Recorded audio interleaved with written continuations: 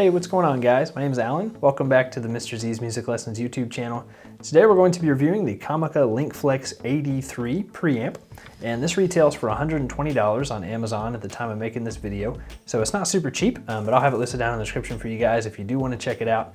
And basically this gives you more audio input options to use with your phone or with your camera, where you can use basically any type of mic you want because it has XLR inputs, 1/4-inch inputs, and also 3.5mm inputs. So makes your camera like really versatile, or your smartphone. And we're going to be doing an unboxing, a full review. We'll also do some sound tests, talk about the build quality, all that good stuff. I'll put timestamps to each one of those too if you guys want to jump around. Let's go ahead and jump into the review.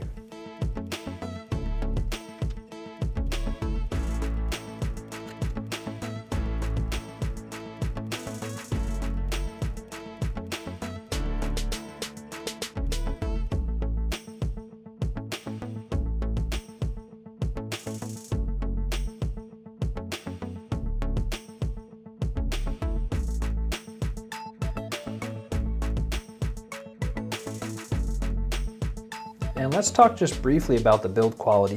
It does seem like it's built pretty well. It is made of plastic, but it is pretty high quality plastic, like it doesn't feel cheap or anything. It's pretty lightweight too, so if you are somebody that wants to clip this onto your belt and kind of carry it around a lot, that could be a pro for you. For me, I would rather the whole thing be metal because I'm just going to keep it strapped to my tripod most of the time.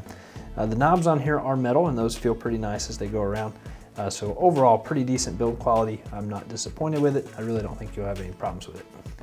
And let's go ahead and talk about all the features, inputs, and outputs that you get on this thing. This thing can do a lot. So you have two volume knobs here, one for the L that just stands for the left side, and then this one controls the right side. And then here we have all of your inputs. And this thing is really versatile. We have a 3.5mm jack up here if you want to run like a lapel mic. And then here we have a combo input jack where you can either run a XLR cable or a 1/4-inch jack or a 1/4-inch cable if you want to use like a guitar or a keyboard. So any type of mic you guys can run into this thing. It's pretty awesome. And then here we have a spot where you can plug in headphones if you want to monitor. You can either monitor your mic in real time, or if you put it on this side, it's going to monitor the playback when you're using it with a phone. And then here we have a stereo or mono selection. So M just means it's on mono. Switch it to the left there, then we'll get a stereo recording. And then here you can switch between whether you're using this with a camera or a smartphone. Then the power switch we have off. Whenever we have it on, then this green LED is going to light up here in the front. And then PH is your phantom power. So if you're using a condenser mic that requires that, just switch that phantom power on, and then this will power or light up whenever that's on. Then on the back, just a few basic things. We have a belt clip, and this is 9-volt powered. So if you want to take this on the go, you can just strap that to your belt, use it as like a field recorder. Pretty cool. And then here we have a spot where you can run Velcro straps through here, and that way if you want to attach it to a tripod you can. That way it's not laying on the ground, people aren't tripping over it. That'll really help a lot. And then here you have a cable where you guys can plug this into either your camera or a smartphone depending on what you're using it with. That's it for the features. Let's go ahead and do some sound tests. Okay, so I have the Linkflex AD3 all set up, and the way that I'm kind of using this is I have a music stand set up in front of my camera, and I usually have that there anyway since I record guitar videos a lot. I just kind of put my sheet music up there or tabs, whatever I'm looking at. Yeah, I just have that clipped onto there with the belt clip. And then right now you guys are hearing another Comica microphone. This is the Comica SIGLAB VO5, just a cheap budget lapel mic that I have ran straight into the Linkflex AD3. And then the AD3 link hooked into the camera. So obviously with this type of setup, it doesn't make a whole lot of sense. But if you need like 2 mic inputs, say you have 2 people and you want a lapel mic for each one, obviously then this would make sense because you could run 2 mics into it. The sound quality is pretty good. Kind of one negative here is this thing doesn't have a ton of gain, so it only has 20 decibels of gain. So depending on what type of mics you're using, that may or may not be enough. So just kind of do your research. If you use a mic that requires a lot of gain, this thing probably won't push them. But this type of mic seems to be okay.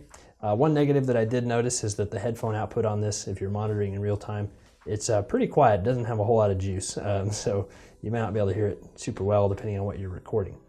And we're going to go ahead and do some other tests. We're going to test out some XLR mics. And right now you guys are hearing the Shure SM58 microphone, and this is an XLR mic, and I have this just run into the Linkflex and then the Linkflex into my camera. And this is a dynamic microphone. It's not super cheap, $100 microphone, but I figured this was a mic that a lot of people probably have laying around that they may want to be able to use with their camera. And I will not deny the fact that being able to use an XLR mic with my camera is really cool, because it just makes it really versatile. I can use so many different types of mics, so that's awesome. I do want to turn the gain all the way up on this so you guys can hear what it sounds like. So right now it's about 3/4 of the way up.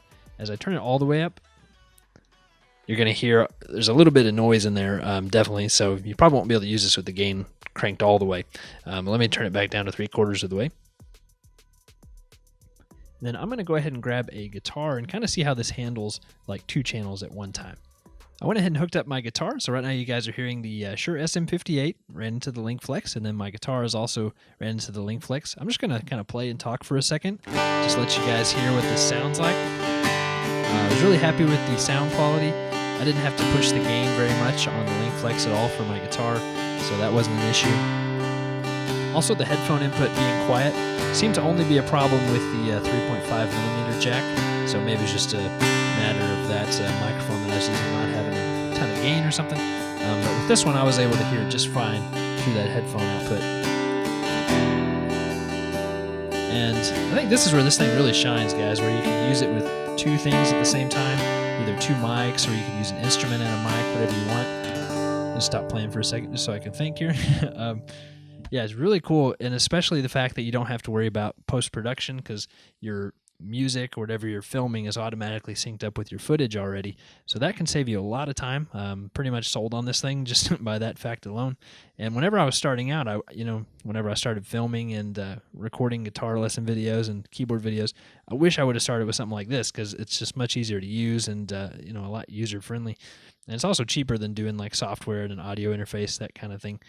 So this one is $120. So not too terrible of a price for getting started with something like this. All right, we're going to go ahead and test out a microphone that requires phantom power.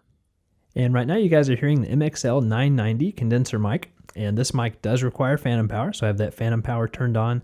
And this also uses an XLR cable, so I just have an XLR cable going into the Linkflex and then that into the camera. Really happy with the sound quality of this. I have the gain cranked up about 3/4 of the way, but I could go a little bit higher if I needed to, but it has plenty of gain to push it, so no problems there. It's really cool that this thing allows me to use any type of mic I want, XLR or a 3.5mm or even an instrument. So that's like super awesome, so versatile. Okay, we're going to test out a couple more things. And I wanted to let you guys hear the Linkflex hooked up with one of the most popular microphones on the market right now, the Shure SM7B, just because a lot of people are using this. I did want to let you guys hear what it sounds like. So I have the gain cranked up all the way, and it's still not quite loud enough. So if you are planning on using this microphone with this setup, you're probably going to need a cloud lifter or something to push this mic quite a bit more. And that's not unexpected. This mic requires a lot of gain. Even plugging this mic straight into a lot of audio interfaces, even they don't have enough gain to push it. So you probably need somewhere between like 50 to 60 decibels of gain to really get the most out of this microphone. Okay, so that's it for our Shure SM7B test. And then also, I know some of you guys are going to want to use this with a smartphone, so I'm going to do a quick smartphone test.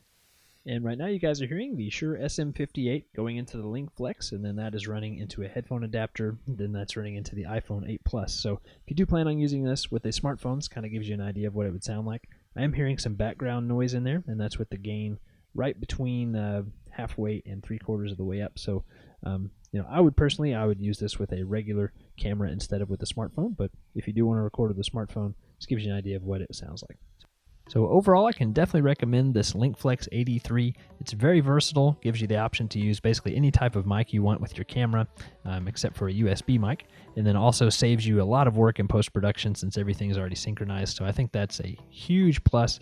Then being able to use 2 channels, so if you have 2 people that you want to record, that's really cool. You can set each volume separately, or if you have like a guitar and a voice, you can record both of those at the same time.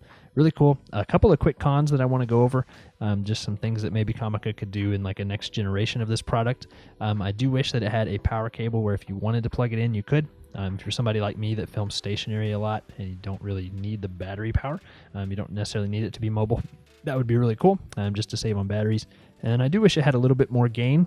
Maybe that's as much gain as they can give it with it being battery powered, I'm not sure. But anyway, just a couple of wish list maybe for the next generation of this product.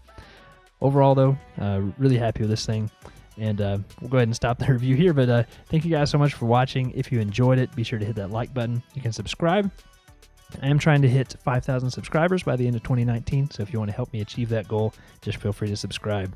Also, I have a lot of reviews coming up, so be sure to stay tuned for those, and I will see you guys in the next one.